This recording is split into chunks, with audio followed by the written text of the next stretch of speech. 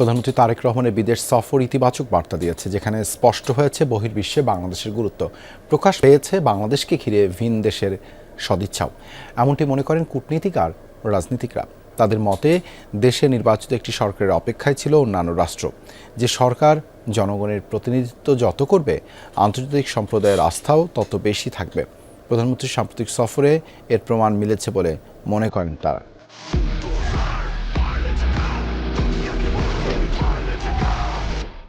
আমার বন্ধু জাদু জানে। এ যেন আন্তরিক বন্ধুত্বের অনন্য এক স্বীকৃতি। এই একটি ভিডিওতেই প্রকাশ পায় মালয়েশিয়ায় বাংলাদেশের প্রধানমন্ত্রী তারেক রহমানের প্রথম সফরকে কতটা সম্মানিত করেছিল দেশটি।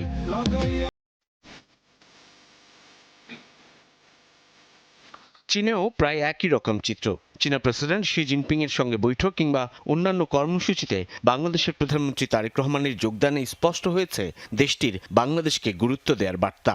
বার্তাটা যাওয়ার কারণে তখন ধরেন মালয়েশিয়ার কোনো একটা কোম্পানি যারা বাংলাদেশ থেকে শ্রমিক নিতে চায় তারা উৎসাহী হয়, যারা বাংলাদেশে ইনভেস্ট করতে আসবে বা ইনভেস্ট করার চিন্তা করে তারা উৎসাহী হয়, যারা বাংলাদেশের সঙ্গে ব্যবসা করতে চায় আগ্রহী হয় বাংলাদেশ থেকে আপনার কোনো জিনিস আমদানি করে নেবে অথবা বাংলাদেশে কোনো কিছু রপ্তানি করবে, তারা তখন এনকারেজড হয় যখন দেখে যে দুটো সরকার প্রধানের মধ্যে একটা গুডউইল এস্টাবলিশ হচ্ছে। মালয়েশিয়ার সাথে আমাদের এই যেটা শ্রমশক্তি রপ্তানি যেটা বন্ধ ছিল, আশা করি এবার প্রধানমন্ত্রীর সফরের মধ্য দিয়ে এই জটটা এবার একটু খুলবে এবং গুরুত্বপূর্ণ ডেভেলপমেন্ট পার্টনার হিসেবে আমরা তো চীনকে আমরা আগের তুলনায় হয়তো অনেক বেশিভাবে পাবো।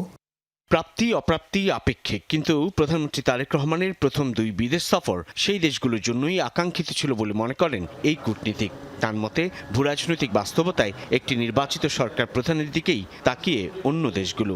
অন্যান্য দেশও অপেক্ষা করেছিল যে বাংলাদেশে কখন একটা নির্বাচিত সরকার আসে, যাতে অন্তত 5 বছর সময়কালের জন্য স্থিতিশীল সরকার এবং স্থিতিশীল নীতি দেখতে পায়। এবং বাংলাদেশে এই সরকার যেহেতু একটা আন্দোলন এবং নির্বাচনের মধ্য দিয়ে এসেছে, সেই জন্য আশা করা যায় যে এই সরকারের উপরে সেইটুকু আস্থা এবং ভরসা বিদেশি সরকারগুলোর থাকবে।